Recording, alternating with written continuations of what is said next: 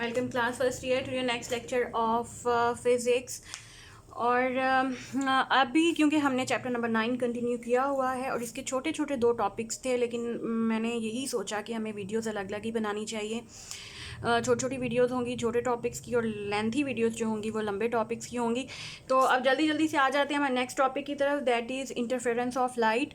और अच्छा क्लास, कभी कभी आपने देखा होगा कि बारिश का पानी कहीं पे खड़ा हुआ होता है, तो आप उसके अंदर कोई कंकड़ फेंकते हैं तो सर्कुलर वेव्स प्रोड्यूस होती हैं।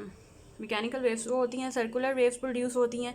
और वो सर्कल्स जो है किसी किसी पॉइंट पे बहुत बड़े होते हैं और किसी मतलब आप बल्कि कंकड़ ना फेंकें, आपने ये ऑब्ज़र्व किया होगा कि बारिश हो रही है तो मुख्तलिफ़ जगहों पे पानी जो है वो खड़ा हुआ होता है। अब जैसे ही बारिश के भी कतरे आ रहे होते हैं तो मुख्तलिफ़ जगहों पे कतरे गिरते हैं, तो मुख्तलिफ़ जगहों पे वेव्स ओरिजिनेट होती हैं। और जैसे ही वो वेव्स ओरिजिनेट होती हैं अपने साथ आने वाली या पीछे आने वाली वेव्स के साथ मिलती हैं, तो कुछ जगह पे आपको बहुत बड़े सर्कल्स वेव्स के नज़र आते हैं और कुछ जगह पे वेव्स बहुत छोटी छोटी और गायब होती हुई नज़र आती हैं। इस फिनोमिना को इंटरफेरेंस कहते हैं। और अगर आप लाइट वेव्स के इंटरफेरेंस की मिसाल देखना चाहते हैं तो अक्सर आपने नोट किया हुआ होगा कि अगर पानी के ऊपर कोई ऑयल फिल्म हो, कोई थिन ऑयल फिल्म हो, तो उसके ऊपर आपको, और आपने धूप में रखा हुआ हो, तो उसके ऊपर आपको मुख्तलिफ कलर्स नज़र आते हैं, कलर पैटर्न नज़र आते हैं। That pattern exhibit all colours of white light. अक्सर आपने देखा होगा, या तो ऑयल फिल्म हो या सोप वाटर हो, तो उसमें भी अगर आप उसको लाइट के सामने एक्सपोज करें तो कुछ एंगल्स के ऊपर आपको लाइट के मुख्तलिफ कलर नज़र आते हैं। तो इस तरह के जो फिनोमिनाज होते हैं ये इंटरफेरेंस की वजह से होते हैं। अभी हम पढ़ेंगे कि असल में इंटरफेरेंस होता क्या है। तो अभी लास्ट चैप्टर में हमने इंटरफेरेंस की डेफिनेशन चैप्टर 8 में शायद पढ़ी हो कि जब भी 2 वेव्स जो कि सेम डायरेक्शन में मूव कर रही होती हैं और किसी पॉइंट पे मीट अप करती हैं, तो उनकी सुपरपोजिशन की वजह से हमारे पास कहीं पर रिजल्टेंट एम्पलीट्यूड बहुत बढ़ जाता है और कहीं पर रिजल्टेंट एम्पलीट्यूड बहुत कम हो जाता है। तो क्लास जहाँ पे रिजल्टेंट एम्पलीट्यूड हमें 2 वेव्स की सुपरपोजिशन की वजह से बढ़ा हुआ मिलता है, ऐसे इंटरफेरेंस को हम कंस्ट्रक्टिव इंटरफेरेंस कहते हैं। कंस्ट्रक्टिव इंटरफेरेंस जब भी होगा हमारे पास एम्पलीट्यूड जो है वो बढ़ जाएगा। अगर मैं इसको ड्रॉ करके दिखाऊं, अब एक रफ ड्राइंग लेते हैं। मेरा ख्याल है चैप्टर 8 का टॉपिक था, but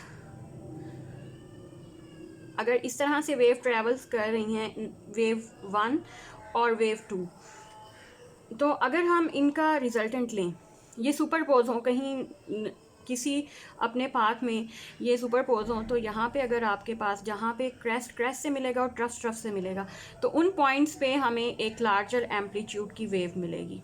this is called constructive interference.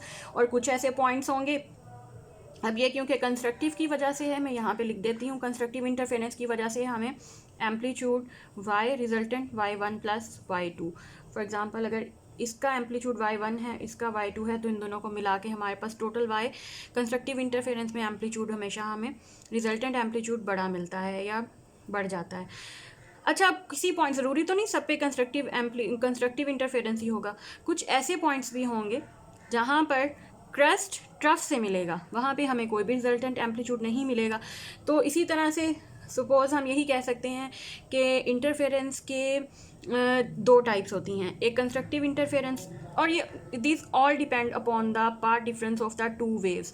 मतलब 2 वेव्स का पार्ट डिफरेंस कितना है। अगर तो कोई पार्ट डिफरेंस नहीं है, दोनों वेव्स इन फेज़ हैं, मतलब एक किसी भी टाइम इंटरवल t के ऊपर एक पॉइंट के ऊपर अगर एक वेव का क्रेस्ट पहुंचता है, दूसरी वेव का भी क्रेस्ट उस पॉइंट के ऊपर पहुंचे, तो कंस्ट्रक्टिव इंटरफेरेंस होगा। और कंस्ट्रक्टिव इंटरफेरेंस के लिए पार्ट डिफरेंस जो है या 0 होता है या integral multiple of wavelength lambda, तो या 0 होगा या 1 लैम्डा, 2 लैम्डा, लैम्डा का कोई भी मल्टीपल। तो हम ये कह सकते हैं कंस्ट्रक्टिव इंटरफेरेंस के लिए पोटेंशियल पार्ट डिफरेंस हमारे पास m लैम्डा के बराबर होगा। तो इसी तरह से अगर हम बात करें डिस्ट्रक्टिव इंटरफेरेंस की, तो दोनों वेव्स की पाथ में अगर आप दोनों वेव्स के पाथ में कहीं पर ऐसा हो जाए कि एक वेव का क्रेस्ट दूसरी वेव के ट्रफ से मिले, तो भी मैंने बताया वहाँ पे रिजल्टेंट एम्पलीट्यूड ज़ीरो होगा या बहुत कम मिलेगा। तो ऐसे पाथ, ऐसे फिनोमिना को या ऐसे इंटरफेरेंस को डिस्ट्रक्टिव इंटरफेरेंस कहते हैं। और डिस्ट्रक्टिव इंटरफेरेंस के लिए पार्ट डिफरेंस जो है दोनों वेव का ऑड इंटेग्रल मल्टीपल ऑफ λ/2 होता है या m+12 लैम्डा के बराबर होता है, where m is equal to 0, 1, 2 ये पुट करेंगे तो हमारे पास ऑड इंटेग्रल λ/2 के आते जाएंगे। तो ये कंडीशंस आपने दो लाजमी याद करनी है। ये मैंने चैप्टर 8 में हमने पढ़नी थी, बट क्योंकि स्मार्ट सिलेबस में ये टॉपिक शामिल नहीं है। अब क्योंकि नेक्स्ट इंटरफेरेंस वाले टॉपिक के लिए हमें ये कंडीशंस लाजमी पता होनी चाहिए। अच्छा, अब क्योंकि पार्ट डिफरेंस की हमने बात कर ली, लेकिन अब मैं आपको एक और बहुत इंपॉर्टेंट रूल्स बताने लगी हूँ इंटरफेरेंस के। ज़रूरी नहीं कि हर तरह की वेव्स जो हैं वो आपस में इंटरफेयर हो जाती हैं या सुपरपोज हो जाती हैं। क्लास ये चीज़ आपने जहन में रखनी है कि इंटरफेरेंस के लिए कुछ ख़ास कंडीशंस होती हैं। अब यहाँ पे क्योंकि हमने लाइट के इंटरफेरेंस की बात करनी है, तो लाइट के इंटरफेरेंस के लिए हमें दो बातें आपने जहन में रखनी हैं कि जो लाइट आप इस्तेमाल कर रहे हैं, दोनों सोर्सेज से लाइट आएगी वो एक तो मोनोक्रोमेटिक होनी चाहिए। मुख्तलिफ़ कलर्स की लाइट का इंटरफेरेंस पैटर्न काफ़ी कॉम्प्लिकेटेड होता है, तो इस वजह से हम मोनोक्रोमेटिक का मतलब होता है एक ही कलर की लाइट, हम एक ही कलर की लाइट इस्तेमाल करेंगे और उसका फ़ायदा भी होगा क्योंकि एक ही कलर की लाइट का वेवलेंथ भी सेम होगा, एक ही होगा, फ्रीक्वेंसी भी सेम होगी, तो हमें ये चीज़ें कैलकुलेट करने में आसानी होगी। तो जब भी कंस्ट्रक्टिव इंटरफेरेंस के फिनोमिना के लिए पहली कंडीशन ये है कि interfering beams must be monochromatic.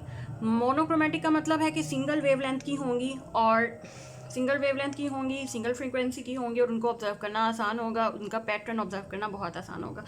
Second condition है कि the interfering beams of light must be coherent. Coherent का मतलब ये है कि सेम सोर्स से आएंगी तो उसका फ़ायदा ये होगा कि वो हमेशा इन फेज़ होंगी या सेम स्टेट ऑफ वाइब्रेशंस में होंगी। तो ऐसी लाइट का इंटरफेरेंस जो है वो हम ऑब्ज़र्व करेंगे और मज़ीद डिटेल में भी करेंगे। यहाँ पर ये दोनों कंडीशन अचीव करने के लिए हमने कैसे अचीव करनी है, एक फ़िगर बनाई हुई है मैंने। ये फ़िगर लिया है हमने और इसमें एक लाइट सोर्स है जो कि ऐसे रिप्रेजेंट, एक पॉइंट सोर्स है जो कि ऐसे रिप्रेजेंट किया है। देखें इस पॉइंट सोर्स से लाइट आ रही है। अच्छा, ये क्लियर, मुझसे तो ऐसी फ़िगर बनी है, बट ये this figure is more clear in your book. This is figure 9.3a और इसमें आप देखेंगे कि एक लाइट सोर्स से लाइट आ रही है और हमने इसके सामने एक और ऐसा पैटर्न रख दिया है जिसमें से दो स्लिट हैं और लाइट जो है वो डिवाइड हो के आगे प्रोपेगेट करेगी। तो अब जब दो स्लिट वाला एक पैटर्न हम लाइट सोर्स के आगे रखेंगे तो अब ये लाइट सोर्स का पैटर्न या लाइट भी डिवाइड हो जाएगी दो सोर्सेज में, सोर्स 1 और सोर्स 2। अब लेकिन ये लाइट कोहेरेंट है, क्योंकि ये सेम सोर्स से आ रही है और ये इंटरफेयर करेगी, तो इसमें इंटरफेरेंस का फिनोमेना होगा। तो अगर आप इसको सोर्स 1 कह देते हैं, इसको सोर्स 2, बट ये मोनोक्रोमेटिक भी है और कोहेरेंट भी है क्योंकि ये एक ही सोर्स से आ रही है। एक ही सोर्स से दो लाइट की बीम्स आ रही हैं स्प्लिट होके, दोनों अपने रास्ते में कहीं ना कहीं एक दूसरे से मिलेंगी। यहाँ पे वो रास्ता बहुत छोटा है बनाया गया है, लेकिन यहाँ पर, और ये देखें कि यहाँ पर ये दोनों लाइट्स आपस में मीट कर रही हैं, इसको इंटरफेरेंस कहते हैं। अच्छा, यहाँ पे ये कुछ पैटर्न बनाएंगी जो कि आपको इसी 9.3 फिगर में एक सर्कल में दिखाया गया है कि कुछ पॉइंट्स के ऊपर आपको डार्क बैंड मिलेंगे और कुछ पॉइंट के ऊपर आपको ब्राइट बैंड मिलेंगे। तो ये डार्क और ब्राइट बैंड की शक्ल में हम इंटरफेरेंस का रिज़ल्ट स्क्रीन के ऊपर चेक कर सकते हैं। तो ये हमारा इंटरफेरेंस का टॉपिक था। इसके बाद नेक्स्ट टॉपिक की तरफ आते हैं।